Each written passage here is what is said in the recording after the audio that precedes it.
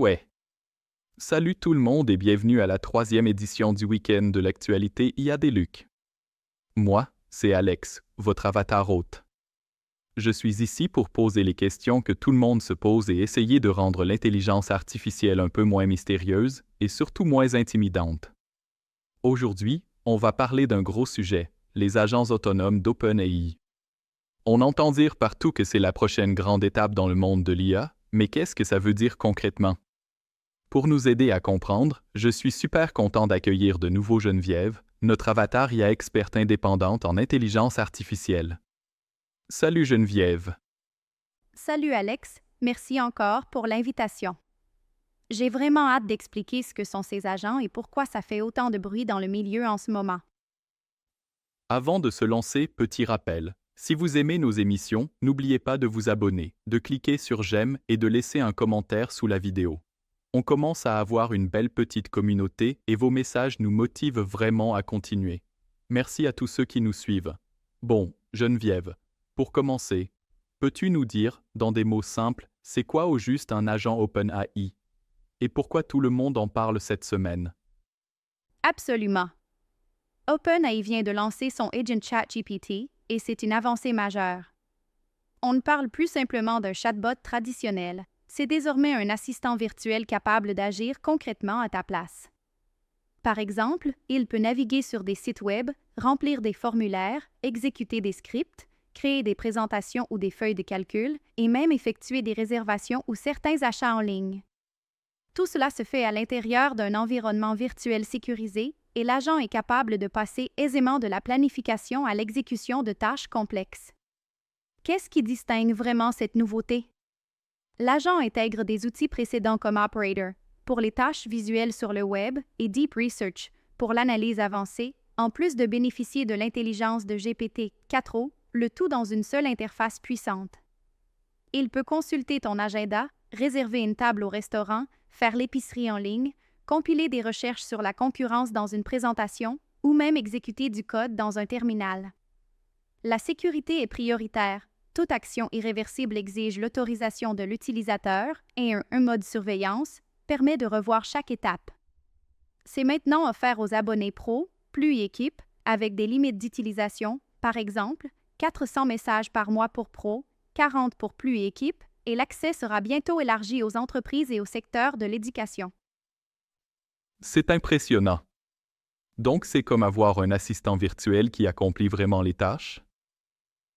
Exactement. OpenAI passe d'un système de clavardage passif à un véritable agent actif. L'agent peut automatiser des tâches récurrentes comme les rapports hebdomadaires ou la planification des repas, mais l'utilisateur garde toujours le contrôle total. Il est possible d'interrompre une tâche en tout temps, si quelque chose ne va pas. Quels sont les principaux risques à surveiller? Excellente question. Plus d'autonomie implique aussi de nouveaux risques, achats accidentels, erreurs de permission ou même attaques malveillantes via des sites web douteux. OpenAI a renforcé la sécurité, navigation sécurisée, limites sur les API, refus automatique pour les actions sensibles et protection contre les attaques par injection de commandes. Mais la technologie est encore jeune, la vigilance reste essentielle pour les usagers comme pour les développeurs. Qui peut y accéder et comment ça fonctionne concrètement? Le déploiement est en cours. Les utilisateurs pro y ont déjà accès, les clients plus et équipes l'auront dans les prochains jours. L'activation se fait en sélectionnant le mode agent dans le menu des outils. Les entreprises et le secteur de l'éducation suivront sous peu. Techniquement, qu'est-ce que l'agent ChatGPT permet de faire que les anciennes versions ne pouvaient pas? Très bonne question. Le nouvel agent ChatGPT représente une réelle évolution. Il est conçu pour accomplir de façon autonome des tâches concrètes, souvent en plusieurs étapes. Voici ce qui le distingue. 1. Réalisation complète de tâches. Il agit comme un véritable assistant, pas seulement comme un outil de suggestion. Il peut ouvrir ton agenda, trouver une plage horaire libre et réserver une table.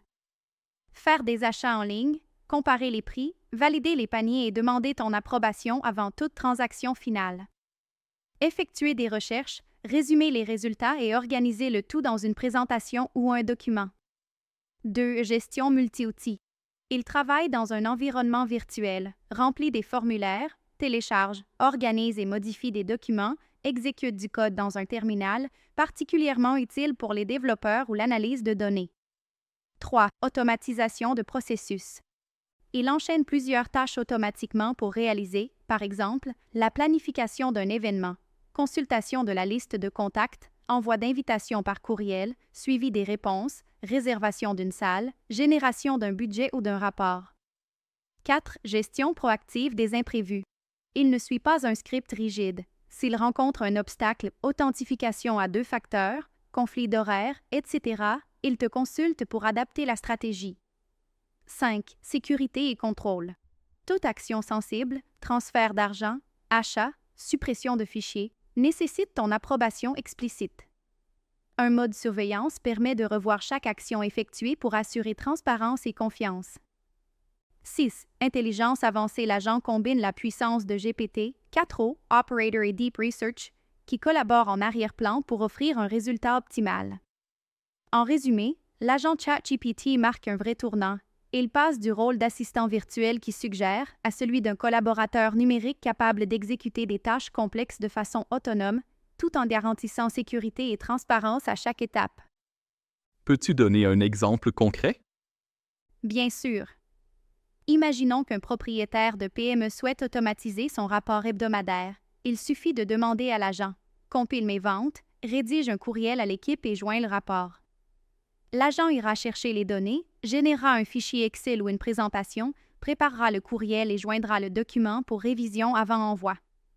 Dans la vie personnelle, organise une sortie pour vendredi soir. L'agent trouvera un moment libre, suggérera des restaurants, effectuera la réservation, l'ajoutera à l'agenda et même proposera un message à envoyer. Qu'est-ce qui fait que cette évolution est vraiment majeure comparée au chatbot il y a du passé?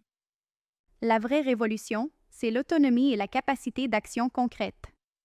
Avant, les chatbots se limitaient à suggérer. Maintenant, l'agent exécute véritablement des tâches tout en gardant la supervision et des mesures de sécurité robustes. On franchit ainsi une étape importante vers l'assistant IA qui devient un véritable gestionnaire numérique. Merci beaucoup Geneviève pour toutes ces explications éclairantes. C'est toujours un plaisir de t'avoir avec nous pour rendre l'IA un peu plus accessible à tout le monde. On espère te retrouver bientôt pour d'autres sujets passionnants. Merci à toi, Alex, et merci à toutes celles et ceux qui nous regardent. À très bientôt. Avant de conclure, si vous avez aimé cette émission ou appris quelque chose de nouveau, pensez à vous abonner, à cliquer sur j'aime et à nous laisser un commentaire. Vos questions et retours nous inspirent vraiment et nous aident à adapter le contenu à vos besoins. D'ailleurs, n'hésitez pas à poser en commentaire les questions que vous vous posez sur l'IA. On essaiera d'y répondre dans nos prochaines émissions. Voilà qui met fin à notre émission du week-end sur l'intelligence artificielle. Merci de nous avoir suivis. On se retrouve dès mercredi dans notre prochain bulletin animé par Clara et Luc, et bien sûr, la semaine prochaine pour d'autres découvertes sur l'IA. Bonne journée, bonne semaine à tous, et surtout, restez curieux.